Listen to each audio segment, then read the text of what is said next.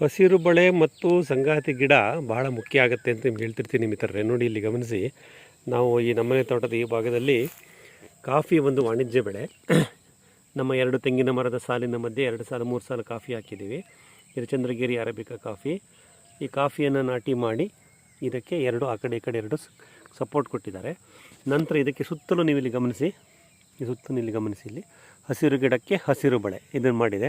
ಸೆಣಬು, ಡಯಂಚ ಮತ್ತು ಹುರುಳಿ ಒಂದು 10 ಗ್ರಾಮಷ್ಟು ಹಾಕಬೇಕು ಅಂತ ಹೇಳ್ತೀನ.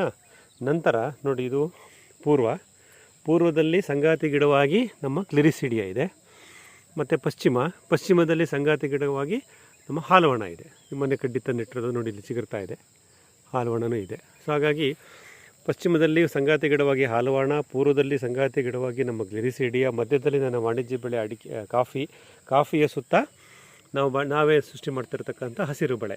ಈ ರೀತಿ ಹಸಿರು ಬಳೆ, ಸಂಗಾತಿ ಸಸ್ಯಗಳು ಮತ್ತು ಬದುವಿನಲ್ಲಿ ನಾವು ಬೆಳೆಸ್ತಕ್ಕಂಥ ಅರಣ್ಯ ವೃಕ್ಷಗಳು, ಅವುಗಳಿಂದ ಸಿಗ್ತಕ್ಕಂಥ ಬಯೋಮಾಸ್, ಸಾವಯವ ದ್ರವ್ಯಗಳು, ಇವೆಲ್ಲವನ್ನು ಕತ್ತರಿಸಿ ನಾವು ಮಾಡ್ತಕ್ಕಂಥ ಮುಚ್ಚಿಗೆಗಳು, ಇವೆಲ್ಲವನ್ನು ಮಾಡೋದ್ರಿಂದ ಹಸಿರು ಬಳೆ, ಸಂಗಾತಿ ಗಿಡ ಮತ್ತು ಸಾವಯವ ದ್ರವ್ಯನ ಕೊಡ್ತಕ್ಕಂಥ ಇತರ ಗಿಡಗಳನ್ನು ಬೆಳೆದು ಮುಚ್ಚಿಗೆ ಮಾಡಿ ಸಸ್ಯವನ್ನು ಪೋಷಿಸುತ್ತವೆ.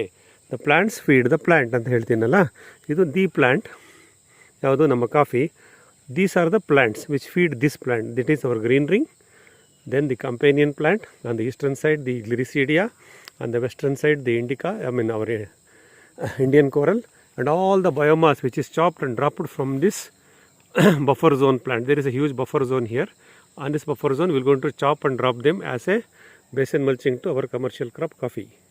So, these combinations, the green ring, the companion plants and the biomass mulching, this will make plants feed the plant. We don't have to get into any of the animal residues or animal-based manure. Everything can be managed with the plant-based residues only.